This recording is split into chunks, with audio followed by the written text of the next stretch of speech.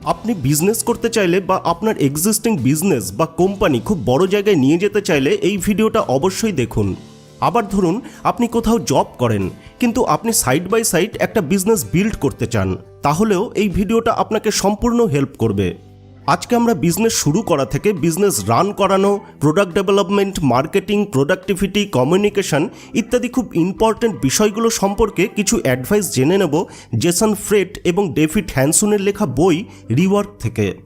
এই বইটিতে দেওয়া অ্যাডভাইসগুলো লেখকদের নিজেদের কোম্পানি 37 সিগন্যালস বিল্ড করা থেকে রান করানো এবং এমন একটা পজিশনে নিয়ে যাওয়া যেখানে তাদের company million million dollar annual profit generate করছে, সেই সমস্ত এক্সপিরিয়েন্স থেকে তুলে ধরেছেন।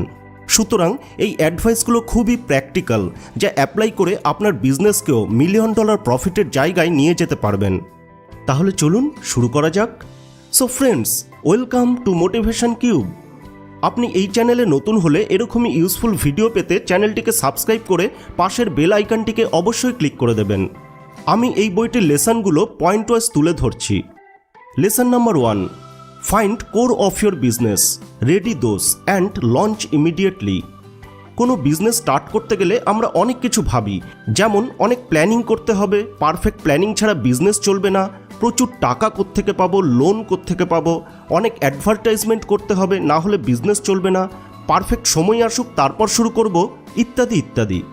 এইসব ভাবতে ভাবতে কেউ 6 মাস 1 বছর কাটিয়ে দেয়, আবার কারোর শুরু করাই হয়ে ওঠে না। সুতরাং আপনি যা যা দরকার ভাবেন একটা কোম্পানি বা বিজনেস স্টার্ট করতে গেলে তার থেকে অনেক কম জিনিস প্রয়োজন। আপনার ডে জব ছাড়ারও দরকার নেই, আপনার আইডিয়ার ওপর উইকে অল্প কিছু ঘন্টা কাজ করাটাই এনাফ। কারোর কাছ থেকে ধার নেওয়া বা ব্যাংক থেকে লোন করারও দরকার নেই। জাস্ট আপনার কাছে যা আছে এবং যা যা আপনি ইজিলি অ্যাফোর্ড করতে পারবেন সেই সব দিয়েই আপনার বিজনেস স্টার্ট করুন। কিছু বিজনেসে একটা ল্যাপটপ এবং একটা আইডিয়া হলেই বিজনেস স্টার্ট করা যায়। একটা বিজনেস স্টার্ট করতে গেলে দরকার আপনার বিজনেসের কোর জিনিস। কোর মানে আপনি ধরতে পারেন যেটা সবসময় স্টেবল থাকবে। যেমন ধরুন ডোমিনোস পিজার কোর কিন্তু শুধু পিজা নয়, তাদের 30 মিনিটসের মধ্যে ডেলিভারি দেওয়াটাও তাদের বিজনেসের কোর। সেরকমই অ্যামাজনের কোর কিন্তু শুধু তাদের প্রোডাক্ট নয়, তাদের ফাস্ট শিপিং, অ্যাফোর্ডেবল প্রাইস এবং গ্রেট সিলেকশনটাও তাদের বিজনেসের কোর। সুতরাং আপনার বিজনেসের কোর কী সেগুলো আপনাকে আগে রেডি করতে হবে, তারপর ইমিডিয়েটলি স্টার্ট করে দিন।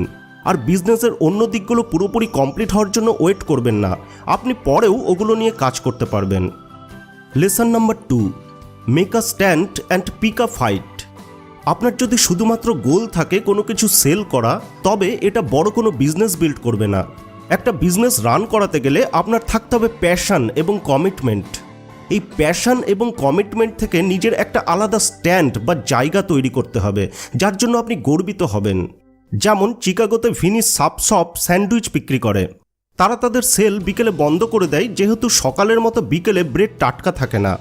তাদের কাস্টমাররা তাদের এই টাটকা খাবারের প্রতি ডিভোশনটা খুব পছন্দ করেন। সুতরাং আপনার বিজনেসের ফ্যান ও ফলোয়ার্সদের অ্যাট্রাক্ট করবার জন্য নিজের একটা স্ট্যান্ড তৈরি করা দুর্দান্ত একটা উপায়। আপনার যখন এরকম কিছু একটা স্ট্যান্ড তৈরি হয়ে গেল, তখন আপনার এক্সিস্টিং কম্পিটিটরদের সঙ্গে ফাইট করার দারুণ ওয়ে তৈরি হয়ে গেল। ধরুন আপনার একটা ছোট কফি হাউস আছে, তাহলে আপনি নিজেকে পজিশন করুন অ্যান্টি স্টারবাকস বলে। বিজনেসে এরকম শত্রু থাকলে এটা আপনাকে কাস্টমারদের মাইন্ডে ইনস্ট্যান্ট জায়গা করে দেবে।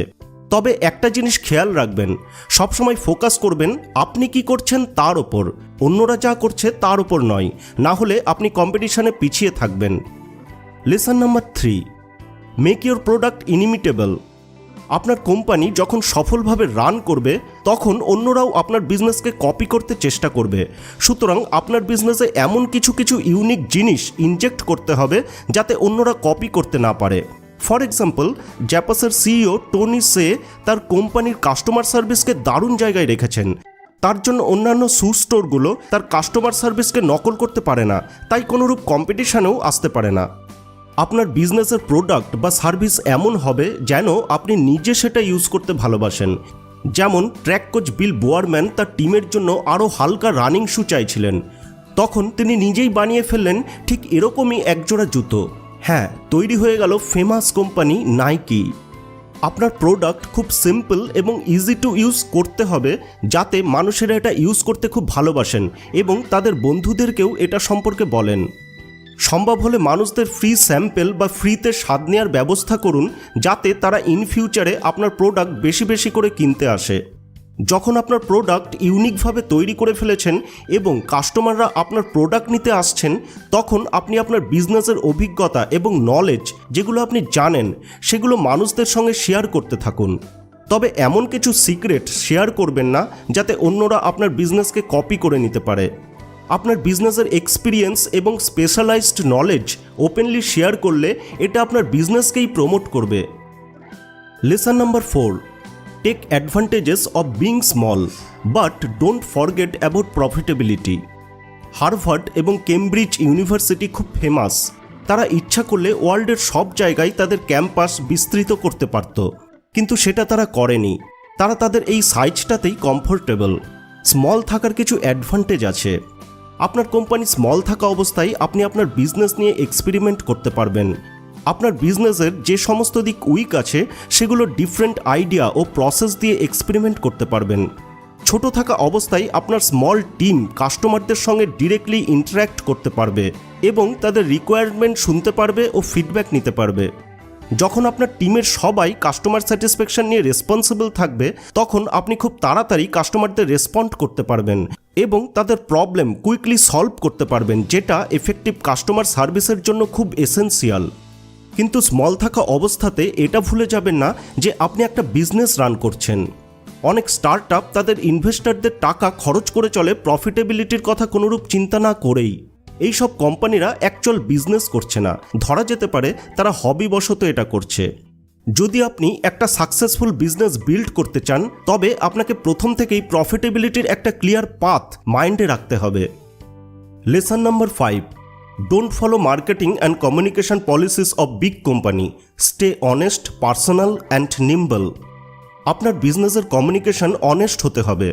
যদি আপনার কমিউনিকেশনের মাধ্যমে ধরা পড়ে আপনার কোম্পানির সাইজ স্মল, তাতে কোনো সমস্যা নেই, বরং আপনার গর্ব থাকা দরকার যে আপনার কোম্পানির সাইজ ছোট বলে আপনি কমিউনিকেশন খুব ফ্র্যাঙ্কলি করতে পারেন।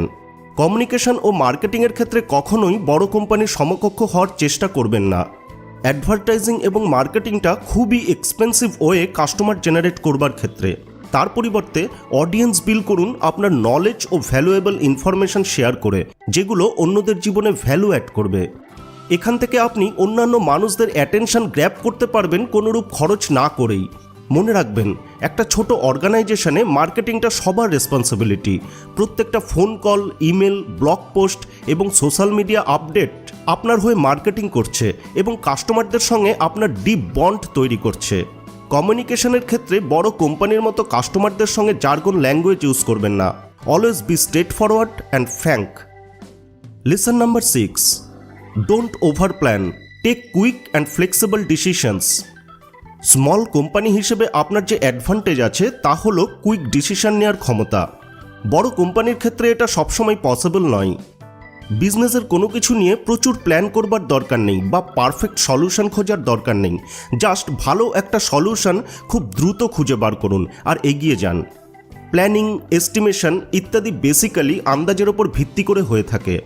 আপনি যদি ভেবে থাকেন আপনার প্ল্যানগুলো সব কারেক্ট এবং অন্ধের মতো ফলো করেন, তবে আপনি ইমপ্রুভ করতে পারবেন না। তাই ওভার প্ল্যান বা ওভার অ্যানালাইজ না করে কুইক ও ফ্লেক্সিবল ডিসিশন নিন, যা আপনি দ্রুত অ্যাপ্লাই করতে পারবেন এবং কোনো একটা সময় এসে ডিসিশন ভুল দেখলে রিভার্স করতে পারবেন। কোনো ডিসিশন নেওয়ার সময় খুব দূরের ডিসিশন আগে থেকে নেবেন না। জাস্ট এই উইক বা এই মান্থের জন্য ডিসিশন নিন, নেক্সট ইয়ারের জন্য নয়। আর যখন আপনি কোনো ডিসিশন নিতে যাচ্ছেন, কখনো ডিসিশন ভুল হচ্ছে ভেবে ভয় পাবেন না।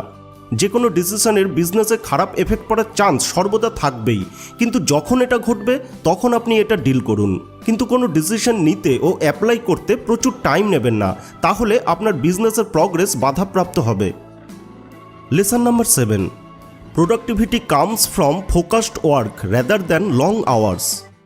অনেকে মনে করেন প্রোডাক্টিভিটি বাড়ে অনেক ঘন্টা কাজ করলে, কিন্তু আসল সত্যিটা হলো প্রোডাক্টিভিটি ডিপেন্ড করে কতক্ষণ আপনি মনোযোগ দিয়ে কাজ করছেন। হাই প্রোডাক্টিভিটি পাওয়ার জন্য আপনাকে প্রথমে ইন্টারাকশনগুলো বাদ দিয়ে দিতে হবে, যেটা এমপ্লয়ীদের কনসেন্ট্রেশন নষ্ট করছে। যেমন ঘন ঘন মিটিং এরকম একটা ইন্টারাপশন। কোনো একটা 1 ঘন্টার মিটিংয়ে 10 জন উপস্থিত থাকলে 10 ঘন্টা কাজ নষ্ট হয়। কিছু ক্ষেত্রে মাঝে মাঝে মিটিং দরকার হতে পারে, তবে প্রায় মিটিং এমপ্লয়ীদের অ্যাকচুয়াল ওয়ার্ক থেকে বিচ্যুত করে। শর্টে বলতে গেলে মিটিংয়ে শুধু কথাই হয়, কোনো অ্যাকশন নয়। আরেকটা জিনিস যেটা প্রোডাক্টিভিটিকে বাধা দেয় সেটা হলো পারফেকশনিজম। কোনো কমপ্লেক্স প্রবলেমের পারফেক্ট সলিউশন খুঁজতে গিয়ে 1 উইকের এফোর্ট লেগে যায়, তার বদলে কুইক ফিক্স খোঁজা সব থেকে ভালো। আপনাকে প্রোডাক্টিভ হতে গেলে যেটা করতে হবে সেটা হলো এমন সলিউশন খোঁজা যেটা কম এফোর্টে ম্যাক্সিমাম রেজাল্ট এনে দেবে। হাই প্রোডাক্টিভিটি পেতে বড় কাজকে ছোট ছোট পার্টে ভেঙে নিয়ে ছোট ছোট মাইলস্টোনগুলো তাড়াতাড়ি অ্যাচিভ করতে হবে। আর এই দ্রুত কাজ কমপ্লিট করার ফলে পাওয়া যায় মোটিভেশন ও আরেকটা ছোট পার্ট স্টার্ট করার গতি। রিওয়ার্ড বইটিকেও ডিটেলসে পড়তে চাইলে নিচে ডেসক্রিপশনে দেওয়া লিঙ্ক থেকে বইটি কিনতে পারেন। আগের ভিডিওগুলোই আপনাদের বেশি বেশি করে লাইক দেওয়ার জন্য অসংখ্য ধন্যবাদ। এই ভিডিওর লাইক টার্গেট থাকলো 2000, আশা করি আপনারা নিশ্চয়ই পূরণ করে দেবেন। বেশি বেশি করে লাইক দিয়ে আর কমেন্ট করে জানান যদি এই রকম ভিডিও আপনাদের হেল্প করে, তাহলে আরও বেশি বেশি করে বিজনেস বুক সামারি আপলোড করব। ভিডিওটিকে শেয়ার করে সবার কাছে পৌঁছে দিন যাতে বিজনেসে সবাই উন্নতি করতে পারে। আর আমাকে ফেসবুক ও ইনস্টাগ্রামে ফলো করতে একদম ভুলবেন না। আপনি এই চ্যানেলে নতুন হলে চ্যানেলটিকে সাবস্ক্রাইব করে পাশে আসা বেল আইকনটিকে অবশ্যই ক্লিক করে দিন, না হলে আমার পরবর্তী ভিডিওগুলো মিস করে যাবেন। আপনাদের মহামূল্যবান সময় দিয়ে ভিডিওটি দেখার জন্য মন থেকে অসংখ্য ধন্যবাদ। ভালো থাকবেন, সুস্থ থাকবেন।